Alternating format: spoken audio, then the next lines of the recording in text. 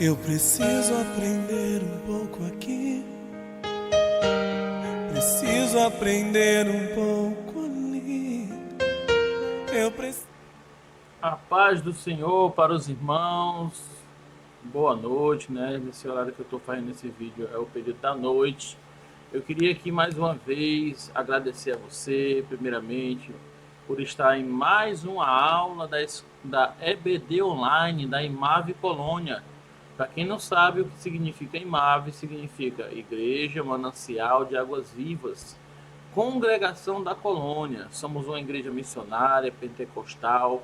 A nossa sede aqui é em Fortaleza, né? Na Avenida Leste-Oeste, a famosa Avenida Presidente Castelo Branco, no bairro do Pirambu. E a nossa congregação é uma congregação aqui no bairro Colônia, né? Eu sou o evangelista Elvis Almeida. Gostaria de agradecer você mais uma vez por estar assistindo mais uma aula da EBD Online, onde vamos estar abordando mais um assunto importante, né? Para você que não acompanhou as outras aulas, eu vou te dizer, explicar.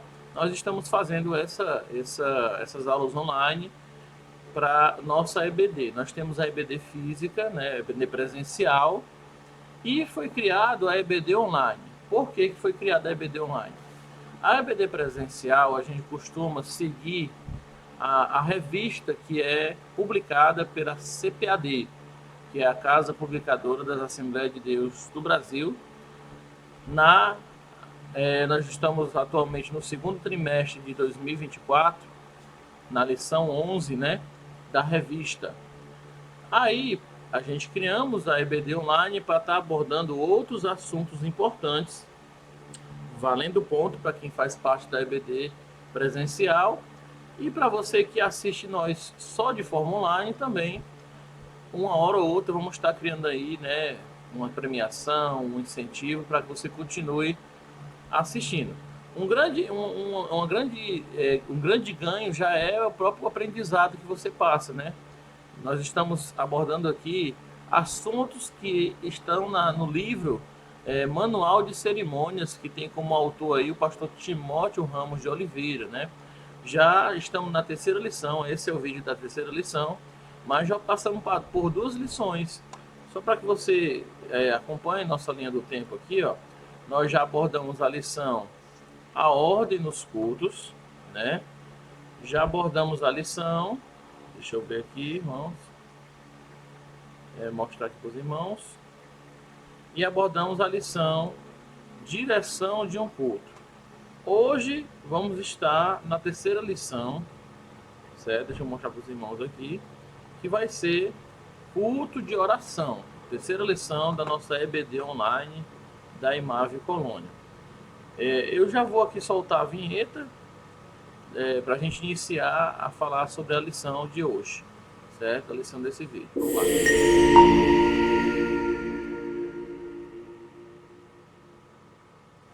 Então, irmãos, vamos lá. Começar a lição de hoje, como já tinha mostrado. Vou mostrar novamente. Hoje a lição vai ser culto de oração. Tudo sobre o culto de oração vamos estar abordando hoje, né? Vamos lá começar o nosso slide aqui, né? Onde vamos estar abordando os assuntos. Deixa eu ver aqui como é que está aqui. Muita paciência, né? Só para não esquecer, vamos aí dar os créditos necessários ao pastor autor desse livro, né, que é o pastor Timóteo Ramos de Oliveira. E vou deixar mais uma vez essa frase aqui, que é uma passagem bíblica, né, que diz assim: deem a cada um o que lhe é devido, se imposto, imposto, se tributo, tributo, se temor, temor, se honra, honra, não deva nada a ninguém, né? Romanos 13:7. Então vamos aqui, irmãos, abordar a lição 3, culto de oração, né? Deixa eu passar aqui o slide. Culto de oração. Vamos ler aqui logo que inicialmente é colocado na revista para nós. Que diz assim: o culto de oração é essencialmente para crentes. Muito poucas vezes a presença de pessoas não convertidas nele se admite. O cuidado na direção dos cultos de oração é um imperativo de primeira ordem, imperativo de primeira ordem. Esses cultos se destinam a buscar o povo de Deus solução os seus problemas. Neles se fazem pedidos, se muitas vezes angustiosos, mas a ordem deve ser observada. Nesta classe de cultos, onde temos a oportunidade de desfrutar de forma mais profunda da presença de Deus e de manifestações dos dons espirituais, revelações e etc.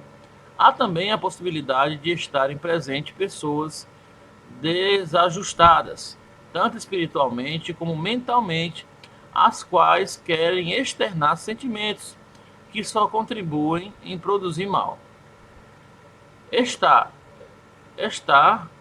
Mal-estar, perdão.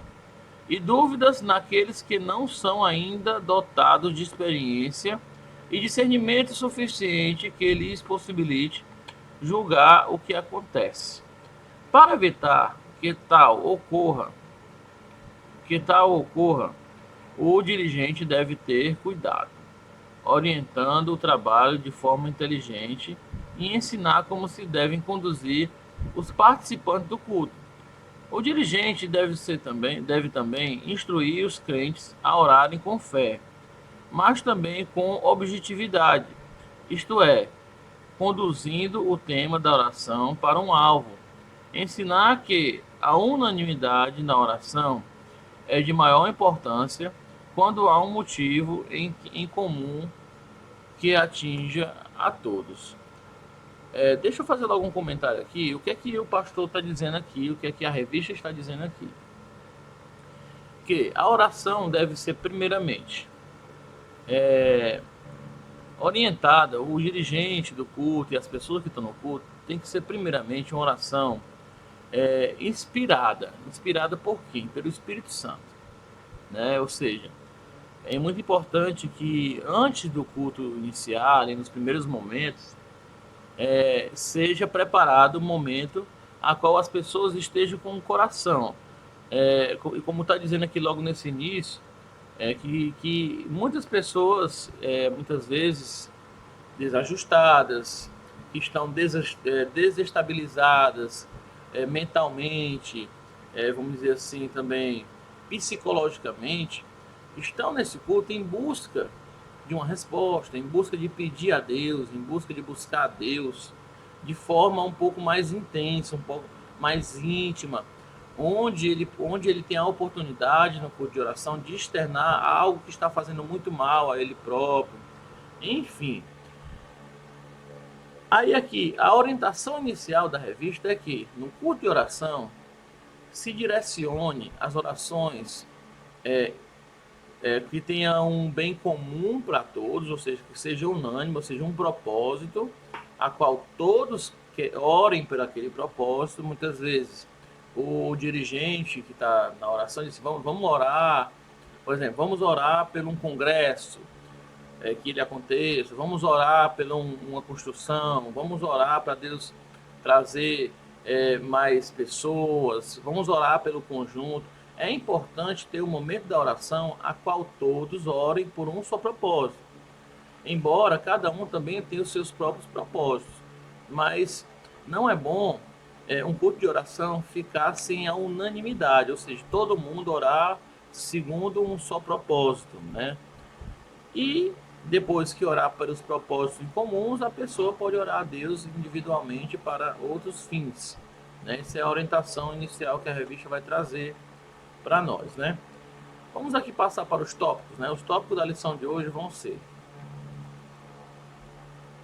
culto de oração, tópicos, cânticos, testemunhos e mensagem. Primeiro tópico.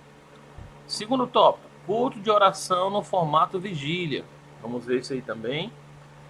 O que pode ser apresentado. Quarto tópico, a ordem nos cultos de oração. E quinto tópico, o dirigente do culto de oração. Então vamos lá falar do primeiro tópico, né? Mas tem aqui uma passagem bíblica aqui, vamos ler essa passagem bíblica para a gente já iniciar os tópicos, né? Que diz assim: Chegando o dia de Pentecostes, né, Atos 2, aí, a partir do versículo 1 até o 5. Chegando o dia de Pentecostes, estavam todos reunidos num só lugar. De repente veio do céu um som como de um vento muito forte e encheu toda a casa na qual estavam assentados. E viram os que e viram o que parecia línguas de fogo que se separaram e pousaram sobre a cada um deles. Todos ficaram cheios do Espírito Santo e começaram a falar noutras línguas, conforme o Espírito os capacitava. Havia em Jerusalém judeus, tementes a Deus, vindos de todas as nações do mundo. Ou seja, passagem bíblica aí, a qual nós estamos se baseando aí para a lição. Vamos lá para o primeiro tópico, irmão. Eu quero ser breve. Vamos para o primeiro tópico, deixa eu abrir aqui. Vamos lá. Cânticos, testemunhos e mensagem. O que é que vai dizer aqui, ó? Nos cultos de oração, os cânticos, testemunhos e mensagens não devem ser longos, já que o maior tempo do culto é destinado à oração.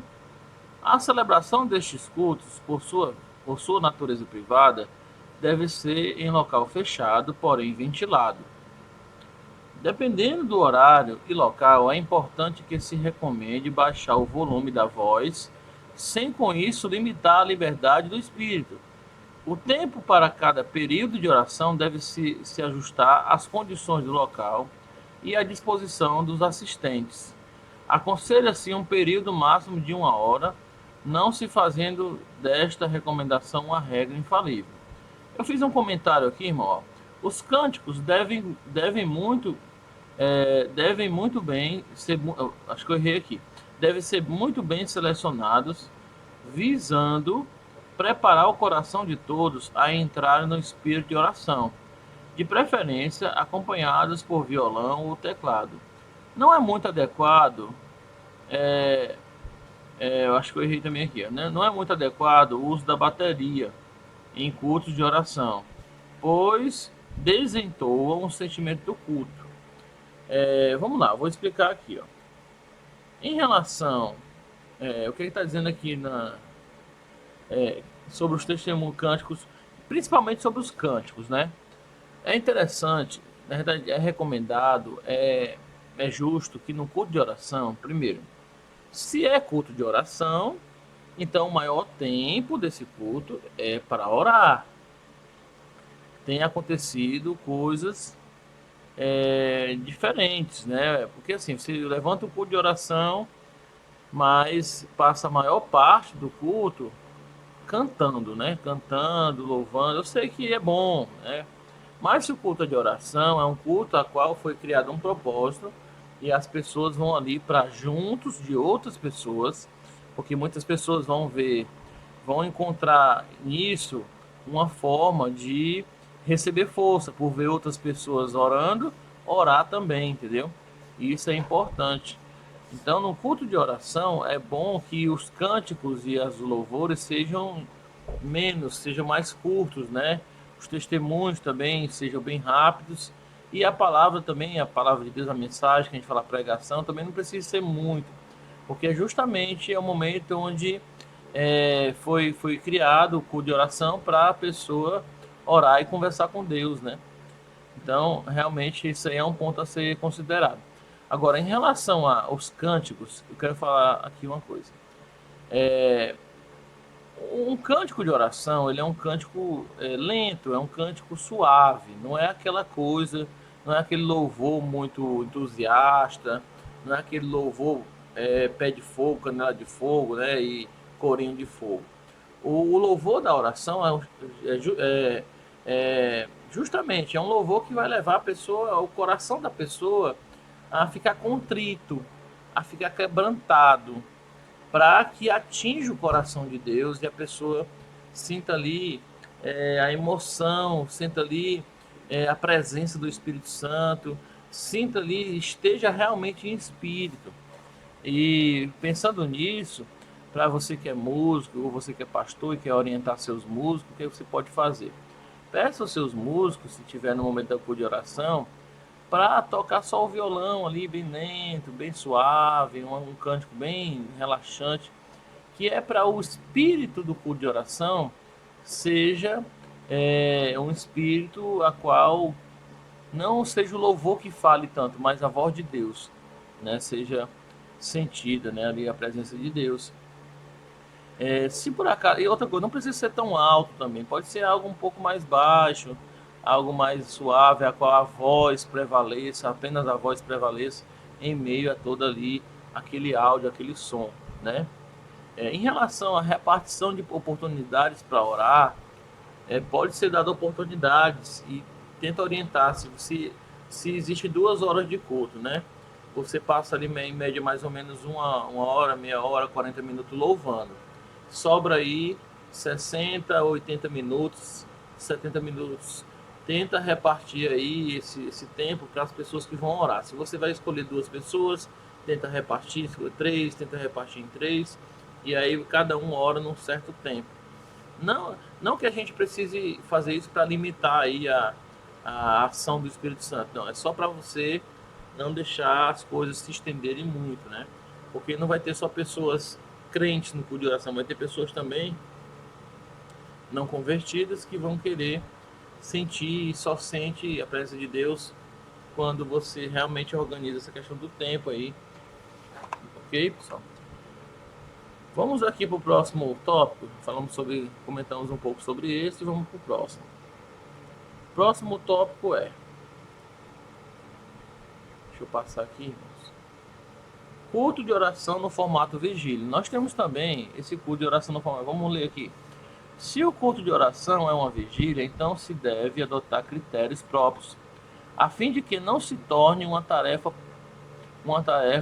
puramente enfadonha. Os períodos de oração deverão ser intercalados com louvores, testemunhos inspirados.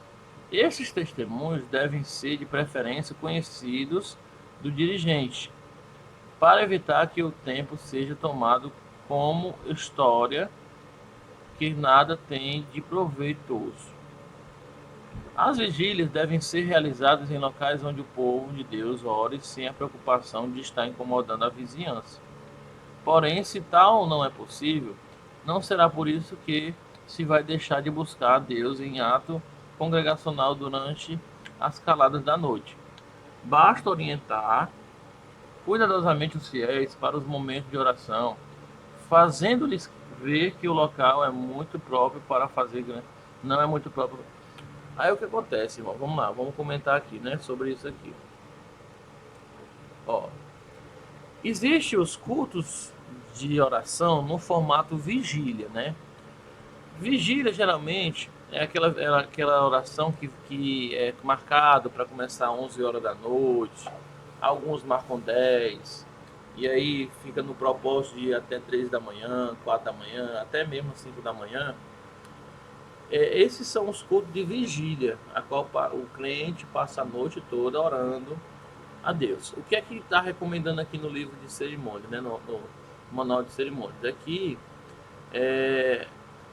tem que ter alguns critérios, ou seja, numa vigília é interessante se começar ali com os louvores, né, depois do louvor já vem uma palavra, seleciona alguém, de preferência essa pessoa que vai dar a palavra, que seja conhecida do dirigente, que já conheça a forma de proceder da pessoa selecionada e já combina um certo tempo. E aí depois dessa pequena palavra se inicia um primeiro período de oração, né? Começa ali, todo mundo se ajoelha, começa uma oração ali, um começa orando, aí já passa para outro. Aí depois desse período de oração, aí já se levanta as pessoas, já começa um outro louvor. Esse louvor é importante que continue no mesmo espírito de oração, né? E isso, aí vamos lá, temos que considerar duas coisas também. A vigília ela pode ser feita em um local fechado, geralmente a igreja, só que tem que se considerar, né, que à noite adentro existe pessoas que moram ao redor não, do lado da igreja, na frente da igreja. Não é interessante usar som, né, na televisão, sons altos, né? E também tem que considerar que existe vigílias que são feitas em montes de areia, né? Pessoas vão lá para o monte. Esses locais não tem muita preocupação você estar orando alto, cantando, porque já é um local reservado para É um local já bem deserto, bem distante aí de vizinhança, então no monte é sempre mais, vamos dizer assim, tranquilo de se fazer barulho, né? E só que na igreja já tem algumas divergências, algumas coisas, né? Porque tem que considerar o local, o horário, vizinhança, então tudo isso tem que ser colocado na balança no culto de oração formato vigília. Existem algumas coisas que estão acontecendo sobre vigília atualmente que é marcado espécies de vigilião. Ah, vamos pro vigilião tal. Aí no vigilião, o que, é que acontece? É dado muito tempo para louvar, inclusive existe o louvor, bastante bandas vão selecionadas, pessoas que cantam, levitas. Passa aí um bom tempo aí dando louvor. Aí dá para alguém dar uma palavra, e essa palavra geralmente dura 1 hora. E a menor parte da vigília está sendo a oração. Isso está errado. Isso não está certo. Se é vigília, é para orar. Não é para fazer show. Não é para fazer apresentação, nem nada. É oração. Então, esses vigilhões aí que é feito, que dá mais ênfase ao louvor e às oportunidades, não está certo. Se é para orar, se é vigília, a vigília foi feito para fazer oração. Tá bom? Então, só um comentário meu, isso é meu, não é revista, é eu que estou comentando. Vamos aqui para o próximo tópico. Vamos passar aqui para o próximo tópico. O próximo tópico, irmãos, é esse. O que pode ser apresentado no culto de oração, né? Vamos dar uma lida aqui. Nos cultos chamados de oração, normalmente vão ou são levadas pessoas com os mais diferentes problemas espirituais, morais, físicos, materiais. Essas pessoas devem ser tratadas com especial atenção, não se permitindo que as suas esperanças sofram arrefecimento. Se forem legítimas, e outro tanto de cuidado deve ser empregado para que não sejam nutridas esperanças no próprio culto de oração. O dirigente, no próprio culto de oração, no dirigente ou em qualquer ser humano, mas que cada necessidade fique por fé nas mãos do Senhor Jesus. Outro sim, todo povo, todo o povo de Deus deve participar nas intercessões e nos momentos de louvor e agradecimento. E ele vos dará o outro consolador, a fim de que esteja para sempre convosco. Perdão, pessoal. Passei aqui por ali. Momento de louvor. Neste ponto, julgamos oportuno alertar que o batismo com o Espírito Santo é uma dádiva de Deus. Jesus disse: Eu rogarei ao Pai, e ele vos dará o outro consolador, a fim de que esteja para sempre convosco. João, capítulo 12, versículo 16. Logo, não é produto de esforço ou da virtude de alguns que inadvertidamente entram nas prerrogativas divinas e com sacudidelas, gestos, línguas estranhas forjadas, rejeitadas por todo servo de Deus fiel e prudente. Ora, para que para que o milagre do batismo com o Espírito Santo aconteça, é cabível biblicamente, mas nunca nos esqueçamos de que quem batiza com o Espírito Santo e com fogo é o Senhor Jesus. Nos cultos de oração, todos os assuntos podem ser apresentados ao Senhor, salvo quando houver algo de muito particular que não possa vir ao conhecimento público. Todo o povo de Deus que estiver participando no culto de oração deve ser instruído a apresentar os assuntos a Deus de forma ordenada, unânime e inteligente, evitando-se assim as divagações e as vãs repetições. É glorioso sabermos que temos um mestre que nos ensina a orar. Fiquemos aos seus pés. Ele nos conduzirá a bom termo nas nossas orações para a glória de Deus. Textos próprios para cultos de oração, Isaías 56:7. Aí tem alguns textos, irmãos, eu não vou estar falando todos aqui. Bom, o que é que pode ser apresentado a Deus nesses cultos, né? O que pode ser apresentado, irmãos, é tudo quanto a pessoa está tendo necessidade, né? Ou seja, problemas espirituais, mentais, né? A pessoa vai lá é, para apresentar para Deus, exclusivamente para Deus, coisas que não pode se apresentar para ninguém. Então, o culto de oração é muito importante na vida do crente, né? E é importante aproveitar e identificar ali as pessoas não convertidas ou pessoas que estão ali desajustadas e aproveitar e falar com eles sobre o batismo, o Espírito Santo e tentar orientar a busca desse batismo, entendeu? Só que nós devemos entender isso e lembrar que o batismo do Espírito Santo só quem batiza é o Senhor Jesus, tá bom? Vamos lá, que eu estou mais rápido, um pouco mais rápido nessa lição, tá bom? Vamos aqui para o próximo tópico da lição. A ordem nos cultos de oração. O que é dito aqui na revista? É costume nas Assembleias de Deus que todos unânimes orem a Deus nas reuniões. Isso é agradável e salutar, porque oferece a cada um o ensejo de levar a Deus, acho que ali seria o desejo, né? O desejo de levar a Deus os seus próprios cuidados, as suas próprias necessidades, sem que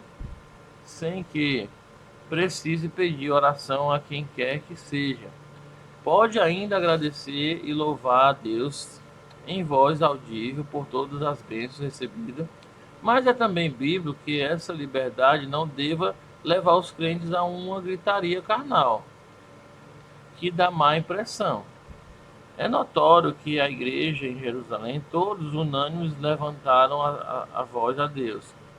Mas também devemos meditar seriamente no fato de que, apesar de haver, apesar de haverem unânimes, apesar de haver, bem, apesar de haverem unânimes levantando a sua voz a Deus, todos ouviram o que se dizia, Atos 4, 26, 31, e a oração foi tão poderosa que, tendo eles orado, moveu-se o lugar e que estavam reunidos, e todos foram cheios do Espírito Santo, e anunciavam com ousadia a palavra de Deus. Ou seja, o que ele está dizendo aqui, irmãos, é que é um exemplo lá do Pentecoste, né? Que lá eles estavam unânimes. O que é isso? Em um só propósito, em um só espírito, em um só corpo, em um só pedido. E ali a oração foi tão forte, tão tremenda, né? E tudo isso é fruto de uma boa ordem, né, nos cultos de oração, uma boa organização disso. Ser unânime, né? Ser unânime é estar em comunhão, estar aí no mesmo pensamento que o seu irmão, né? A ordem nos cultos de oração. Vamos aqui agora para a gente partir para a finalização, irmãos. Essa você está notando que isso aqui está um pouco mais rápido, mas tem que ser assim, porque é bem extenso, né? O dirigente do culto de oração. O dirigente de um culto de oração tem, tem de ter o espírito de discernimento para julgar as profecias, conforme 1 Coríntios 14, 29. É nesse capítulo que encontramos, versículo 26 e 33, o seguinte tópico. Que fareis, pois, irmãos, quando vos ajunteis, cada um de vós tem salmo, tem doutrina, tem revelação, tem língua, tem interpretação. Faça-se tudo para edificação. E se alguém falar em língua estranha, faça-se isso por dois, ou quando muito três, e por sua vez, e haja intérprete. Mas se não houver intérprete, esteja calado na igreja, e fale consigo mesmo e com Deus. E falem dois ou três profetas e os outros julguem. Mas se há outro, mas se há outro que estiver assentado, for revelada alguma coisa, cale-se o primeiro porque todos podeis profetizar, uns depois dos outros, para que todos aprendam e todos estejam consolados. E os espíritos dos profetas estão sujeitos aos profetas, porque Deus não é Deus de confusão, senão de paz, como em todas as igrejas dos santos.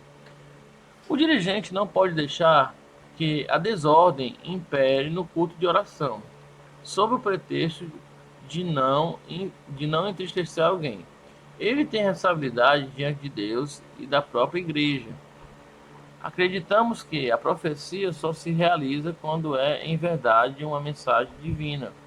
Uma profecia que não é mensagem divina pode ser até constituída de palavras muito agradáveis, por ser a pessoa que a profere um crente sincero, que agora se deixa enganar, pois não está transmitindo como pretende.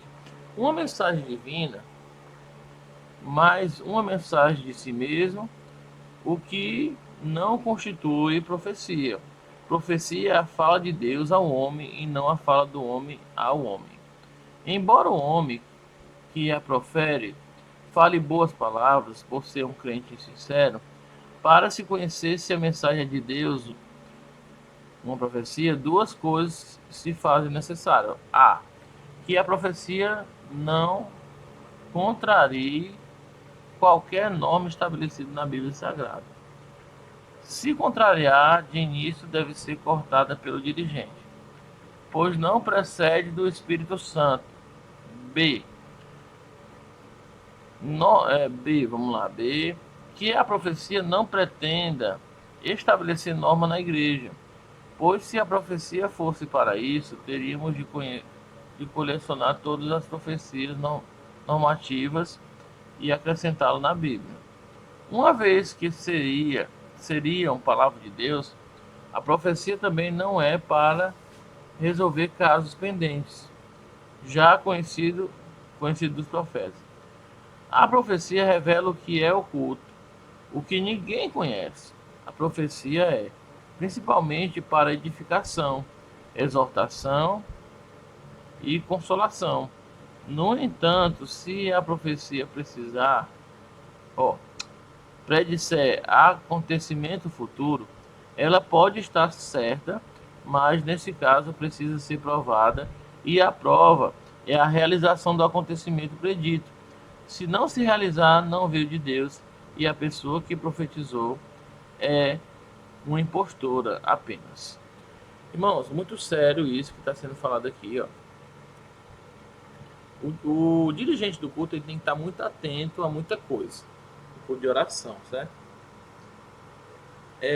Aqui diz, até alguns assuntos que a gente falou em lições passadas, mas aqui o principal que eu queria pontuar é o seguinte: se por acaso alguém dentro da oração, dentro do culto de oração ou qualquer culto, trouxer uma revelação, uma profecia, tem que ser observado dois critérios. A profecia, ela não pode contrariar nada da Bíblia. Se contrariar, é heresia, certo? Segundo, a profecia, ela não vem para estabelecer regras e normas na igreja. Ou seja, a pessoa profetizou, eu profetizo que o pastor tem que criar essa regra aqui, tem que criar essa norma na igreja. Isso não existe. Isso não é profecia. E ainda, após a profecia, e deve-se esperar o tempo para ver se a profecia se cumpre. Porque se for de Deus falando, vai se cumprir. Então, irmãos, eu espero que... Sempre eu deixo aí depois da prova o slide dessa lição. E eu quero aqui já ir por fim, finalizar, né, a lição de hoje. Terceira lição, culto de oração. Né, tá aí, ó, fim da lição. Glória a Deus, eu quero dar a paz do Senhor para os irmãos. Quero pedir a Deus que possa sempre estar abençoando os irmãos para conseguir e possa me dar força também para continuar criando essas videoaulas para vocês aprender, e eu também aprendo muito com isso, irmãos. Então, a paz do Senhor, aqui é o evangelista Elvis Almeida. Quero aqui pedir oração pelos meus pastores, pastor João Rosa, pastor Dionísio, e quero te pedir oração pela minha igreja. A paz do Senhor Jesus, que Deus possa abençoar a sua vida em nome de Jesus.